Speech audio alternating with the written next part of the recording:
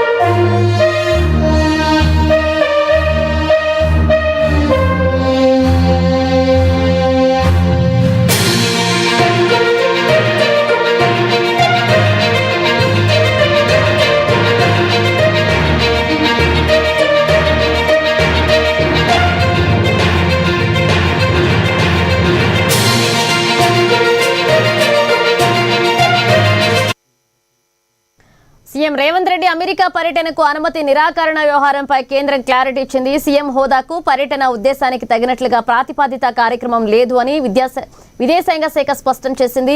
ఇక ముఖ్యమంత్రులు ఇతర ప్రముఖుల విదేశీ పర్యటనకు అనుమతి ఇచ్చే ముందు కార్యక్రమాలను పరిశీలిస్తామని విదేశాంగ శాఖ అధికార ప్రతినిధి రణధీర్ జైస్వాల్ తెలిపారు.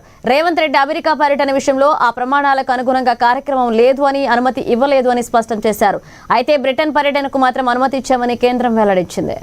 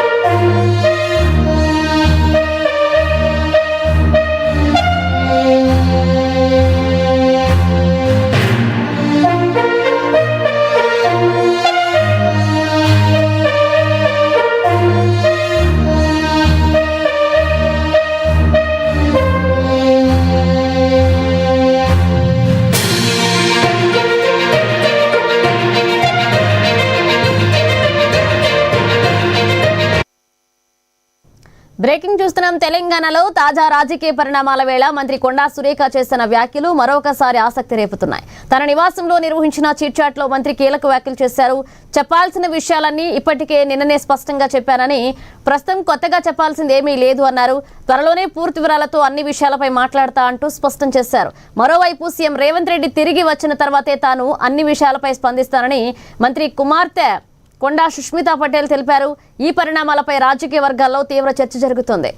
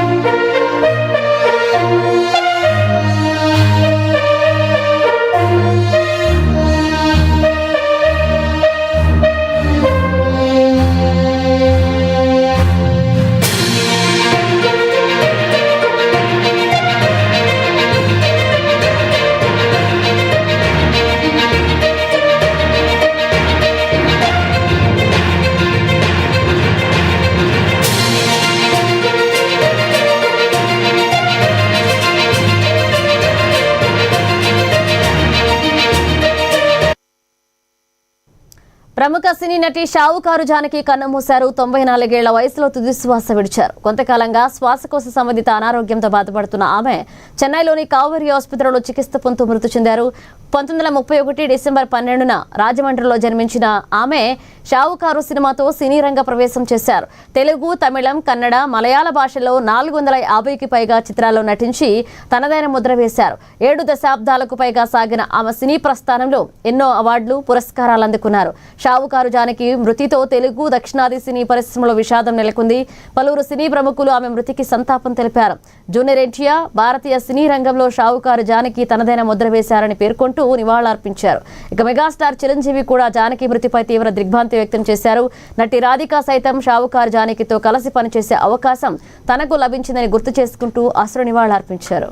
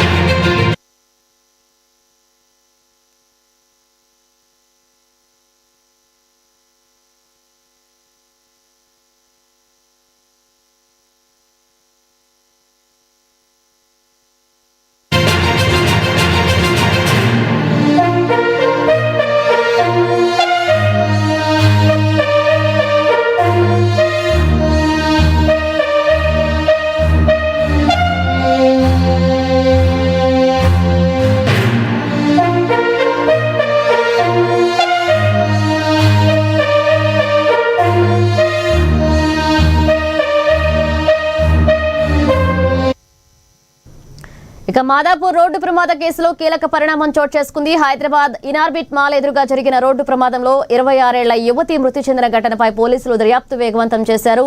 ప్రమాదానికి కారణమైన కారును నడిపినట్లుగా ఆరోపణలు ఎదుర్కొంటున్న ఎంపీ లింగమనేని రమేష్ కుమారుడు సంజోష్ ను నిందితుడిగా చేరుస్తూ హైదరాబాద్ పోలీసులు కేసు నమోదు చేశారు. అతివేగం, నిర్లక్ష్యంగా వాహనం నడపడంతోనే ప్రమాదం జరిగినట్లుగా పోలీసులు గుర్తించినట్లు సమాచారం. ఈ ఘటనలో గాయపడిన యువతి చికిత్స పొందుతూ మృతి చెందింది. మరోవైపు ఈ కేసును పక్కదారి పట్టించే ప్రయత్నాలు జరుగుతున్నాయి అంటూ ఆరోపణలు తెరపైకి వస్తున్నాయి. ప్రమాద సమయంలో కారు నడిపింది మరొక వ్యక్తిగా చిత్రీకరించే ప్రయత్నం జరుగుతుందన్న ఆరోపణలు వస్తున్నాయి. అయితే ఈ ఆరోపణలు నిజమా? ప్రమాద సమయంలో అసలు కారు ఎవరు నడిపారనే అంశాలపై పోలీసులు దర్యాప్తు చేస్తున్నారు. ఇదే అంశానికి సంబంధించి మరిన్ని అప్డేట్స్ అందించడానికి మా ప్రతినిధి హరీష్ ఫోన్ లైన్ లో సిద్ధంగా ఉన్నారు. హరీష్, రైట్ మనీషా, మాదాపూర్ ఏదైతే ఇనార్బిట్ మాల్ ఎదురుగా జరిగిన రోడ్డు ప్రమాదంలో కీలక మలుపుతో చేసుకున్న పరిస్థితి అయితే కనిపిస్తా ఉన్నాయి. ప్రధానంగా ఈ నెల 16వ తేదీకి సంబంధించి కూడా మాదాపూర్ ఇనార్బిట్ మాల్ ఏదైతే భారత్ అనే యువతి రోడ్డు క్రాసింగ్ చేస్తున్న నేపథ్యంలో ర్యాష్ కార్ డ్రైవింగ్ సంబంధించి కూడా యాక్సిడెంట్ జరిగింది. ఆమె అక్కడికక్కడే మృతి చెందిన పరిస్థితి అయితే కనిపిస్తా ఉంది. మొత్తంగా దీంట్లో జనసేన ఎంపీ లింగంనేని రమేష్ కుమారుడు ర్యాష్ డ్రైవింగ్ వల్లే ఇనార్బిట్ మాల్ వద్ద కారు ప్రమాదానికి సంబంధించి యువతి మృతి చెందింది. యువతిని ఢీకొట్టిన సంజీష్ కి సంబంధించి కూడా పోలీసులు విచారణకు సంబంధించి కూడా వేగవంతం చేసిన నేపథ్యం అయితే కనిపిస్తా ఉంది. ప్రధానంగా ఈ ఘటనపై కూడా పోలీసులు దర్యాప్తు ముమ్మరం చేసిన నేపథ్యం అయితే ఉన్నది. ఇక దీంట్లో మాదాపూర్ పోలీసులకు సంబంధించి కూడా కేసును నమోదు చేశారు. అతివేగం, ర్యాష్ డ్రైవింగ్, నిర్లక్ష్యం కారణంగా కూడా వాహనాన్ని నడపడంతో ఈ ప్రమాదం జరిగినట్లు కూడా ప్రాథమికంగా పోలీసులు నిర్ధారించిన నేపథ్యం అయితే కనిపిస్తా ఉంది. మొత్తంగా యువతికి సంబంధించి కావచ్చు, ఇక ఈ కేసుకు సంబంధించి కావచ్చు, ఎందుకంటే దీంట్లో ర్యాష్ డ్రైవింగ్ కి సంబంధించి ఇన్వాల్వ్మెంట్ ఉందా లేదా, మద్యం సేవించి వాహనాన్ని నడిపారా లేదా డ్రగ్స్ తీసుకొని వాహనాన్ని నడిపారా, వీటన్నిటికి సంబంధించి కూడా రెండు కోణాలకు సంబంధించి కూడా పోలీసులు దర్యాప్తు చేస్తున్న పరిస్థితి అయితే కనిపిస్తా ఉంది. దాంట్లో ఇప్పటికే పలు ఆరోపణలకు సంబంధించి కూడా ఇప్పుడు సంజీష్ పైన వినిపిస్తున్న నేపథ్యం అయితే కనిపిస్తోంది. మరోవైపు పోలీసుల పైన కూడా 2 వర్షన్స్ కి సంబంధించి కేసులో ఆరోపణలు అయితే వినిపిస్తా ఉన్నాయి. ఇక మొత్తంగా ఈ కేసుకు సంబంధించి ఆయన ఏదైతే ర్యాష్ డ్రైవింగ్ తో పాటుగా మద్యం సేవించారు, తర్వాత ఇతర సంబంధించి కావచ్చు, అక్కడ ఎవరైతే డ్రైవింగ్ చేస్తున్నారో సంజీష్ అతన్ని తప్పించేందుకు ఒక బడా కాంట్రాక్టర్ పనిచేస్తా ఉన్నాడు. కేసును పక్కదారి పట్టించేందుకు పనిచేస్తా ఉన్నారు. మొదటగా తను డ్రైవింగ్ చేసినప్పటికీ తను చేయలేదన్నట్టుగా కూడా కేసుకు సంబంధించి కూడా ఆరోపణలు వినిపిస్తున్న నేపథ్యం అయితే కనిపిస్తా ఉన్నది. ఇక మొత్తంగా ఈ లగ్జరీ కార్ కి సంబంధించి కావచ్చు, అంటే అతివేగం ఎందుకు చేయవలసి వచ్చింది, అప్పుడున్న పరిస్థితుల్లో తన మెంటాలిటీ ఏంటి, ఒకవైపు డ్రగ్స్ తీసుకున్నారు లేదంటే మద్యపానం సేవించారా, మద్యపానం సేవిస్తే ఇక అప్పుడు బ్రీత్ ఎనలైజర్, పోలీసులకు సంబంధించి బ్రీత్ ఎనలైజర్ ఎప్పుడు చేశారు, మరోవైపు డ్రగ్ టెస్ట్ కి సంబంధించి కూడా రక్త నమూనాలను ఎప్పుడు తీసుకున్నారు. దీంట్లో 2 వర్షన్స్ కొనసాగుతాయి. ఎందుకంటే ఎప్పుడైతే ఆ డ్రగ్స్ కి సంబంధించి కూడా బ్లడ్ టెస్ట్ తీసుకున్నారో దాంట్లో అతను ధరించిన దుస్తులు కావచ్చు 2 వేరుగా కనిపిస్తా ఉన్నాయి. కాబట్టి ఇక ముందు రోజు ఇది అదే రోజు అంటే యాక్సిడెంట్ అయిన రోజు టెస్టులు చేశారా లేదా తర్వాత ఎప్పుడైతే 2 రోజుల తర్వాత టెస్టులు చేస్తారా, ఇతర వెనక కాపాడేందుకు ఎవరు ప్రయత్నిస్తా ఉన్నారు, ఒక పొలిటికల్ గా దీంట్లో ఇన్వాల్వ్మెంట్ ఏమైనా కొనసాగుతా ఉన్నది, తనని తప్పించేందుకు ప్రయత్నిస్తా ఉన్నట్టుగా కూడా ఏదైతే దీనిపైన వార్తలు వినిపిస్తున్న నేపథ్యం అయితే కనిపిస్తా ఉంది. కాబట్టి మరోవైపు పోలీసులకు సంబంధించి కావచ్చు, దీంట్లో కీలకంగా ఏదైతే పారదర్శకంగా విచారణ చేయాలంటూ కూడా కోరుతున్న నేపథ్యం అయితే కనిపిస్తా ఉంది. ఈ రోజు అయితే సంజీష్ ని కూడా పోలీసులు విచారించిన నేపథ్యం అయితే కనిపిస్తా ఉన్నది. దాంట్లో తాను ఏదైతే అమ్మాయి చనిపోయిందో నేను అక్కడి నుంచి పారిపోలేదు, నేను తనని హాస్పిటల్ తీసుకెళ్ళాను, హాస్పిటల్ తీసుకెళ్లిన క్రమంలో హాస్పిటల్ తీసుకెళ్లిన తర్వాత భారతి అనే యువతి మృతి చెందింది. ఆమెకు సంబంధించి కూడా నేను ఏదైతే సానుభూతి కూడా ప్రకటిస్తా ఉన్నానని కూడా చెప్పిన నేపథ్యం అయితే కనిపిస్తోంది. కేసుకు సంబంధించి కూడా విచారణకు నేను అన్ని విధాల సిద్ధంగా ఉన్నట్టుగా కూడా ఆయన ఒక స్టేట్మెంట్ అయితే ఇవ్వడం జరిగింది.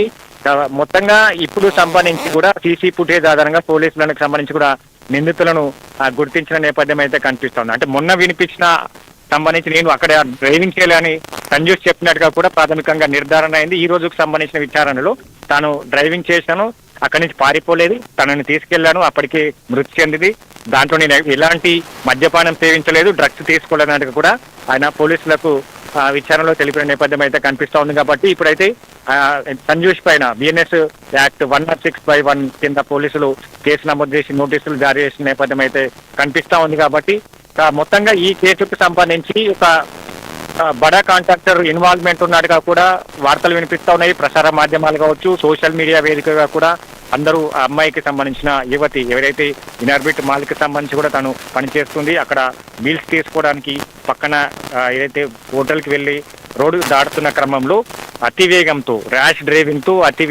అతివేగంతో ఈ కారు ఢీ కొట్టడం వల్లనే ఆ యువతి మృతి చెందిన పరిస్థితి ఉంది. అంటే ఇట్లాంటి ర్యాష్ డ్రైవింగ్ ఎందుకు చేయవచ్చింది ఆ టైంలో అంటే ఈ సంఘటన జరిగింది మధ్యాహ్నం 3 గంటల ప్రాంతంలో జరిగింది. కాబట్టి అప్పటికే ఇక్కడ ఏదైతే సంజీష్ ఎక్కడి నుంచి వస్తున్నాడో ఇక్కడ నైట్ స్టే చేశాడా లేదా ఏ విధంగా ఉంది, ఆయన బ్రీత్ ఎనలైజర్ కావచ్చు, బ్లడ్ టెస్ట్ కి సంబంధించి ఎందుకు తర్వాత రోజు బ్లడ్ టెస్ట్ చేయాల్సి వచ్చింది అనే అనుమానాలు తావెత్తుతున్న నేపథ్యం అయితే కనిపిస్తా ఉంది. తన ధరించిన దుస్తులు ఏదైతే బ్రీత్ ఎనలైజర్ చేసిన వేసుకున్న టీ షర్ట్ కలర్ కావచ్చు, మరోవైపు బ్లడ్ టెస్ట్ తీసుకునేటప్పుడు టీ షర్ట్ కలర్ కావచ్చు, ఈ రెండిట్లో కూడా పలు అనుమానాలు సాగిస్తా ఉన్నాయి. దీంట్లో అంటే 16వ రోజు కేసు నమోదైతే పోలీసులు ఎందుకు నిర్లక్ష్యంగా వ్యవహరిస్తా ఉన్నారు అంటే ఒక ఎంపీ కుమారుడుగా తనను తప్పించేందుకు ఏమైనా ప్రయత్నాలు జరుగుతా ఉన్నాయా, వీటన్నిటికి సంబంధించి కూడా చాలా ఆరోపణలు కావచ్చు, వాదనలు వినిపిస్తాను. ఒకవైపు అంతా కూడా సోషల్ మీడియా అలాగే మీడియా వేదికగా కూడా ఏమంటే కథనాలు కూడా ప్లే అవుతున్న నేపథ్యం అయితే కనిపిస్తా ఉన్నాయి. కాబట్టి ఈ కేసుకు సంబంధించి కూడా పోలీసులు ఇప్పుడు వేగవంతం చేసిన నేపథ్యం అయితే కనిపిస్తా ఉంది. ఇక్కడ చూడాలంటే దీంట్లో ఏ విధంగా కేసుకు సంబంధించి పోలీసులు ఛేదిస్తారు, అతను ఏమైనా బ్రీత్ ఎనలైజర్ లో ఏమైనా పొరపాటు జరిగాయా లేదా డ్రగ్స్ కి సంబంధించి కూడా ఎక్కడైనా పొరపాటు జరిగిందా, పోలీసులకు సంబంధించి ఎవరైనా వాళ్ళని ఇన్ఫ్లుయెన్స్ చేశారా, వీటన్నిటికి సంబంధించి క్లారిటీ రావాల్సి ఉన్నది. కాబట్టి ఖచ్చితంగా భారత్కి సంబంధించి కూడా అండగా నిలిచేందుకు సోషల్ మీడియా వేదిక కూడా చాలా వరకు మీకు అండగా నిలుస్తున్న పరిస్థితులు అయితే కనిపిస్తా ఉన్నాయి. ఒక సామాన్య కుటుంబంలో పుట్టి తన కుటుంబానికి పెద్ద దిక్కుగా ఉన్న భారతి తన అన్న కూడా ఈరోజు దానిపైన రియాక్ట్ అయ్యాడు. ఆయన కూడా వివరణించిన సందర్భం అయితే కనిపిస్తా ఉంది. తన కుటుంబానికి పెద్ద దిక్కుగా ఉన్న భారతి ఒక ఇనార్బిట్ మాల్లో పనిచేసుకుంటూ వస్తున్న క్రమంలో అంతా ర్యాష్ డ్రైవింగ్ ఎందుకు చేయాల్సి వచ్చింది, వీటిపైన మాకు అనుమానాలు ఉన్నాయి. దాంట్లో ప్రధానంగా ఆయన ఖచ్చితంగా డ్రగ్స్ తీసుకున్నాడు లేదా మద్యపానం సేవించాడు. ఈ 2 కారణాల వల్లే తన చెల్లి చనిపోయినట్టుగా కూడా చెప్తున్న పరిస్థితి అయితే కనిపిస్తా ఉంది. కాబట్టి చూడాలి దీంట్లో పోలీసులు ఏ విధంగా దీన్ని కేసును టేకప్ చేస్తారు, ఏ విధంగా విచారణ కొనసాగిస్తారు అనే పైన కూడా క్లారిటీ రావాల్సి ఉంది. Manisha, thank you Harish.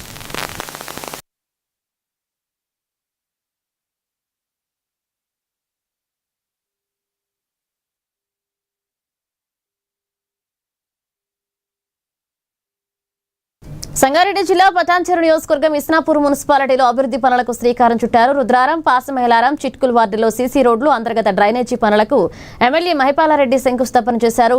ప్రతి వార్డును సమానంగా అభివృద్ధి చేస్తామని, మౌలిక వసతుల కల్పనకు ప్రాధాన్యత ఇస్తామని ఎమ్మెల్యే తెలిపారు. అభివృద్ధి పనుల్లో నాణ్యత ప్రమాణాలను తప్పనిసరిగా పాటించాలని, నిర్ణీత గడువులుగా పనులు పూర్తి చేయాలని అధికారులకు ఆదేశించారు.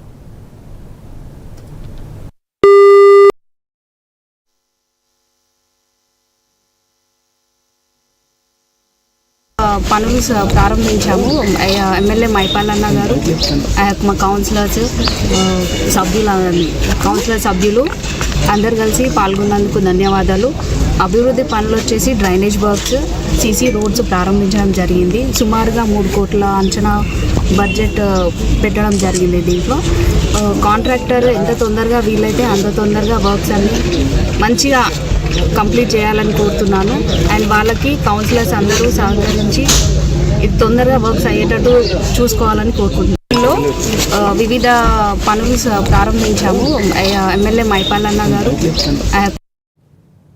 కామారెడ్డి డైరీ టెక్నాలజీ కాలేజీకి మహర్దశ పట్టనుంది. కాలేజీ ఆధునీకరణ, మౌలిక వసతుల కల్పన కోసం దొడ్ల డైరీ ఫౌండేషన్ 6.5 కోట్ల భారీ విరాళం అందించింది. ఇక ఈ నిధులతో విద్యార్థులకు మెరుగైన సదుపాయాలు కల్పించడంతో పాటుగా నూతన భవనం, హాస్టళ్లు, మినీ డైరీ ప్లాంట్ వంటి వసతులను అభివృద్ధి చేయనున్నారు. నూతన భవనాన్ని దొడ్ల డైరీ ఎండీ సునీల్ రెడ్డి ప్రారంభించారు. కార్యక్రమంలో Dodla group CEO BVK Reddy, college principal, సిబ్బంది, పూర్వ విద్యార్థులు పాల్గొన్నారు. ఈరోజు చాలా సంతోషమైన రోజు. కామారెడ్డి డైరీ కాలేజీ మా వంత చేయగలిగాము. డెవలప్ ఫౌండేషన్ తరఫున మా వరుసగా విధానం ఇచ్చేటప్పుడు కామారెడ్డి స్టూడెంట్స్ ఎంతో చేస్తున్నారు డైరీ ఇండస్ట్రీ. వాళ్ళు చేసిన కాంట్రిబ్యూషన్కి ఇది మా తరఫున ఒక చిన్న రిటర్న్ ఇచ్చినారు. రాబోయే స్టూడెంట్స్ కూడా మాకు అనుకునేలాగా ఈ డైరీ ఇండస్ట్రీకి చాలా కాంట్రిబ్యూట్ చేస్తారని ఆశిస్తున్నాను. విద్యార్థిగా మనకు ఆర్గనైజింగ్లో మనం ఆ సీసార్ ఫండ్తో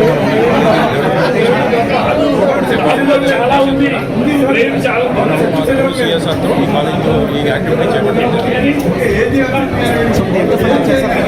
మేము 6.5 కోట్లు ఇచ్చాము. మా ఇంజనీర్స్ని పెట్టి మేము బిల్డింగ్ కట్టించాము. ఎందుకంటే మేము 6.5 కోట్లు ఇచ్చేసి థర్డ్ పార్టీతో కాంట్రాక్ట్ చేసి పనిచేస్తే గవర్నమెంట్కి 18% జీఎస్టీ కట్టాలా బహుశా వినియోగించుకునే విధంగా ఏర్పాటు చేశాం. ఇక్కడ చదువుకున్న విద్యార్థులకు వాళ్ళకు ఒక మంచి ఇన్ఫ్రాస్ట్రక్చర్ క్రియేట్ అయింది. తర్వాత ఈ కాలేజీ అందుకని ఈ సిఎస్ఆర్ ఫండ్తో 2 గర్ల్స్ హాస్టల్, బాయ్స్ హాస్టల్, ఈ మెయిన్ బిల్డింగ్ ఇవన్నీ కూడా ఒకసారి రెనోవేట్ చేసి వాళ్ళకి వ్యాధులు వచ్చిన తర్వాత చికిత్స పొందడం కంటే వ్యాధులు రాకుండా ముందస్తు జాగ్రత్తలు తీసుకోవడమే ఉత్తమమని ఆయుర్వేద నిపుణులు ఆచార్య మనీష్ సూచించారు. హైదరాబాద్లో నిర్వహించిన ఆరోగ్య అవగాహన కార్యక్రమంలో ఆయన మాట్లాడారు. దేశంలో కిడ్నీ, లివర్, గుండె సంబంధిత వ్యాధులతో పాటుగా క్యాన్సర్, మధుమేహం, రక్తపోటు వంటి సమస్యలు పెరుగుతున్నాయన్నారు. ఆరోగ్యకరమైన ఆహారం, జీవనశైలి, వ్యాధుల నివారణపై ప్రజలకు అవగాహన కల్పించేందుకు దేశవ్యాప్తంగా తమ వైద్య బృందంతో కార్యక్రమాలు నిర్వహిస్తున్నట్లుగా చెప్పారు. తీవ్రమైన వ్యాధుల విషయంలో అర్హత కలిగిన వైద్యులు సలహా తీసుకోవాలన్నారు.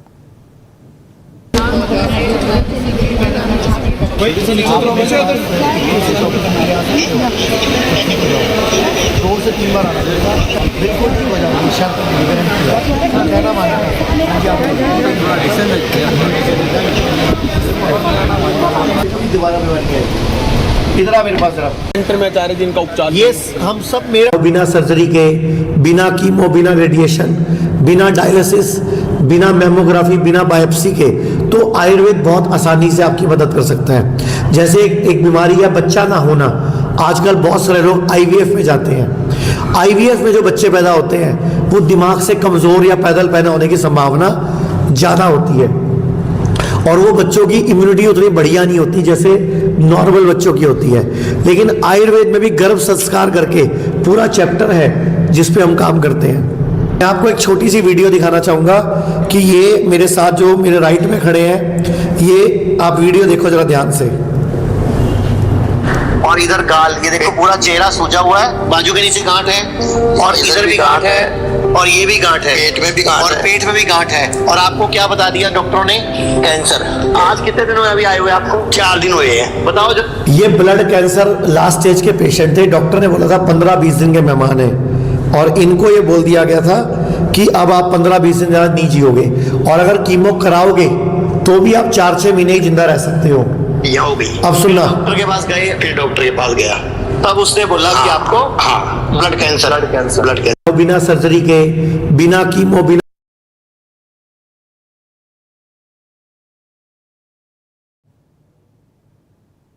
ప్రభుత్వ జూనియర్ కళాశాలలో సరైన వస్తువులు కల్పించాలి అంటూ విద్యార్థులు ఆందోళన దిగారు. ఏబీవీపీ ఆధ్వర్యంలో ప్రభుత్వ సలహాదారు షబీర్ అలీ ఇంటి ముట్టడికి విద్యార్థులు యత్నించారు. ర్యాలీగా వెళ్తున్న విద్యార్థులను పోలీసులు అడ్డుకోవడంతో పాత బస్టాండ్ చౌరస్తాలో బైఠాయించి ప్రభుత్వానికి వ్యతిరేకంగా నినాదాలు చేశారు. ఈ క్రమంలో విద్యార్థి నాయకులు, పోలీసుల మధ్య వాగ్వాదం చోటు చేసుకుంది. పలువురు ఏబీవీపీ నాయకులను పోలీసులు అదుపులోకి తీసుకున్నారు.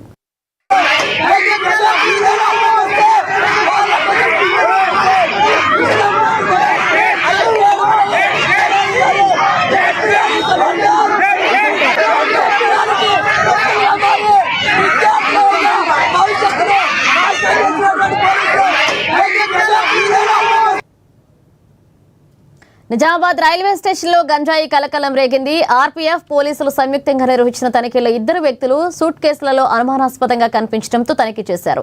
ఇద్దరిని అదుపులోకి తీసుకుని వారి వద్ద నుంచి 24.3 కిలోల ఎండు గంజాయి స్వాధీనం చేసుకున్నారు. ఒడిశా నుంచి షిరిడీకి గంజాయి తరలిస్తున్నట్లుగా విచారణలు వెళ్లనట్లుగా పోలీసులు తెలిపారు. నిందితులు ఒడిశాకు చెందిన గణేష్ పోలి, దీపక్ సాహుగా గుర్తించారు.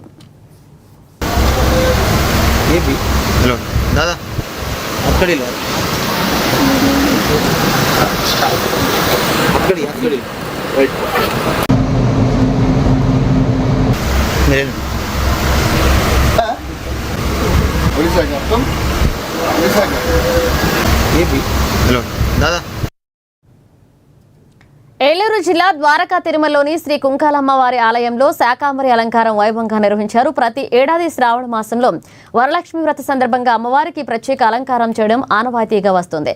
వివిధ రకాల కూరగాయలు, ఆకుకూరలు, పండ్లతో అమ్మవారికి శాకాంబరి దేవిగా అలంకరించారు.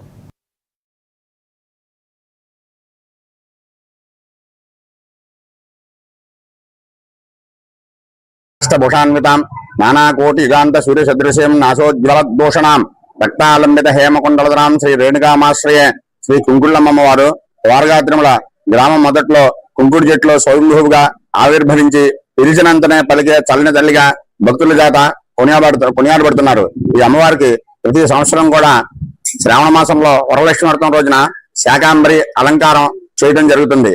ఈ శాకాంబరి అలంకారం ఎందుకు చేస్తామంటే దుర్గమాసురుడైన రాక్షసుడు వేదాలన్నింటినీ దొంగిలించి దేవతలందరికీ ఆవిర్భావాలు లేకుండా చేసి కరువు కాటకాలు వచ్చేలాగా చేశాడు. దానివల్ల సకల జీవరాశులు కూడా ఆహారం లేకుండా కృషించిపోతున్నారు. అప్పుడు అమ్మవారిని ప్రార్థించారు దేవతలందరూ. అప్పుడు అమ్మవారు శాకాంబరిగా ఆవిర్భవించారు. ఆవిడ శరీరంలోంచి వచ్చిన కూరగాయలు, అన్నపానీయాలతో మళ్ళీ జీవరాశులన్నీ మేలుకొన్నాయి. దానివల్ల అమ్మవారికి శాకాంబరి అలంకారం చేయడం జరుగుతుంది. ఈ శాకాంబరి అలంకారంలో ఉన్న అమ్మవారిని దర్శించుకున్న భక్తులకు, శాకాంబరి అలంకారం ఉన్న భక్తులకు అన్నపానీయాలకు లోటు ఉండదు. కావున అమ్మవారిని అందరూ దర్శించి ధరిస్తూ ఉంటారు. ఈ ఊరు వాళ్ళమైనందుకు చాలా ఆనందపడతాం. ఎందుకంటే ప్రతి సంవత్సరం కుంకులమ్మతల్లి దర్శనం చేసుకుంటాం. శాకాంబరి అలంకారంలో మాకు చాలా ఆనందంగా ఉంటది. ప్రతి శ్రావణ మాసంలో 2వ శుక్రవారంలో ఈ అలంకారం జరుగుద్ది. ఎంతో మంది భక్తులు వచ్చి దర్శనం చేసుకుంటారు, చాలా ఆనందపడతా ఉంటారు. ఇలా చేసుకోవడం వల్ల చాలా అమ్మవారు చాలా ఆరోగ్య ఐశ్వర్య సుఖ సంతోషాలను ఇస్తుందని చెప్పి మేము భావిస్తామండి. చాలా సంతోషంగా ఉండదండి మా ఇక్కడికి వచ్చినందుకు. భూషాన్వితాం రేపు అనకాపల్లి జిల్లాలో సీఎం చంద్రబాబు నాయుడు పర్యటించనున్నారు. మాడుగుల నియోజకవర్గం కోడూరులో స్వర్ణాంధ్ర స్వచ్ఛాంధ్ర కార్యక్రమంలో సీఎం పాల్గొంటారు. ఇక సీఎం పర్యటించనున్న ప్రాంతంలో జిల్లా అధికారులు చేపట్టిన సభా ప్రాంగణం, హెలీప్యాడ్ నిర్మాణం, ఇతర ఏర్పాట్లు దాదాపు పూర్తయ్యాయి. ఏర్పాట్లను జిల్లా ఇన్ఛార్జి మంత్రి Kollu Ravindra, MLA Bandaru Satyanarayana Murthy, joint collector Shri Shauryaman పటేల్తో కలిసి పరిశీలించారు. రాష్ట్ర అభివృద్ధి, సంక్షేమమే లక్ష్యంగా నిరంతరం పనిచేస్తూ ప్రజల సమస్యలను నేరుగా తెలుసుకుని వాటి పరిష్కారానికి కృషి చేస్తున్న ఏకైక సీఎం చంద్రబాబు నాయుడు అని మంత్రి పేర్కొన్నారు.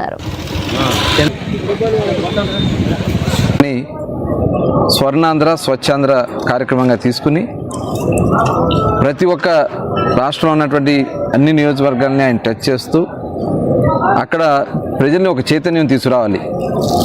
పారిశుద్ధ్యం పట్ల కానీ ప్రజలకి అవగాహన కల్పించాలనే ఉద్దేశంతో మరి మాడుగుల నియోజకవర్గానికి రాబోతా ఉన్నారు. మరి అనకాపల్లి జిల్లాలో గౌరవనీయులు బండారు సత్యనారాయణ మూర్తి గారు, గౌరవనీయులు మాజీ మంత్రివర్యులు, అలాగే స్థానిక శాసనసభ్యులు వారి ఆధ్వర్యంలో ఇక్కడ అన్ని ఏర్పాట్లు కూడా చేయడం జరుగుతుంది. చంద్రబాబు నాయుడు గారు ఒకసారి చీడికాడ మండలం మన అడవిల గారు రావడం జరిగింది జన్మభూమి కార్యక్రమంలో. తర్వాత 3వ ముఖ్యమంత్రి శ్రీ నారా చంద్రబాబు నాయుడు గారు సుదీర్ఘమైన కాలం ముఖ్యమంత్రిగా ఉన్న వ్యక్తి. పార్టీ పరంగా చాలాసార్లు వచ్చారు, అది వేరు. వస్తున్న మీకోసం కానీ లాస్ట్ టైం మన ఏదైతే జిల్లా వైజ్ పార్టీ మహాసభలు కానీ కథలు కానీ వచ్చారు. కానీ ఒక ముఖ్యమంత్రిగా మళ్ళీ ఆయన నూతన ఉత్తేజం తోడ్కొని మహాకూటమిలో ఒక సీనియర్ ముఖ్యమంత్రిగా మొట్టమొదటిసారిగా మా మాడుగులు రావడం స్వర్ణాంధ్ర స్వచ్ఛాంధ్ర కార్యక్రమంగా తీసుకుని ఏలూరు జిల్లా జిలుగుమిల్లి సర్కిల్ పోలీస్ సిబ్బందికి నేర పరిశోధన పరేడ్ పై ప్రత్యేక శిక్షణ కార్యక్రమాన్ని నిర్వహించారు. జిల్లా ఎస్పీ ఆదేశాల మేరకు పోలవరం డీఎస్పీ జయకృష్ణ ఆధ్వర్యంలో ఈ కార్యక్రమం జరిగింది. జిలుగుమిల్లి జిల్లా పరిషత్ ఉన్నత పాఠశాల మైదానంలో పోలీస్ సిబ్బందితో పరేడ్ చేపట్టారు. నేర స్థలాన్ని పరిశీలించడం, ఫోటోగ్రఫీ, భౌతిక సాక్ష్యాలను శాస్త్రీయ పద్ధతిలో సేకరించడం, స్కెచ్ రూపొందించడం, సాక్షుల వాగ్మూలాలను నమోదు చేయడం వంటి అంశాలపై శిక్షణ ఇచ్చారు. న్యాయస్థానంలో నిలిచేలాగా సాక్షులను పకడ్బందీగా సేకరించాలంటూ డీఎస్పీ జయకృష్ణ సూచించారు.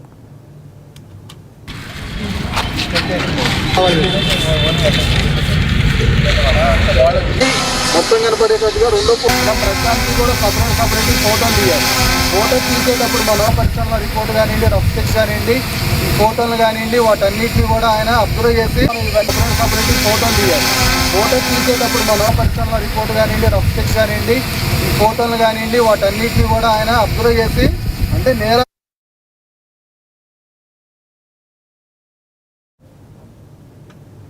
ఏవీ బులెటిన్ అప్డేట్స్ కీప్ వాచింగ్ అండి.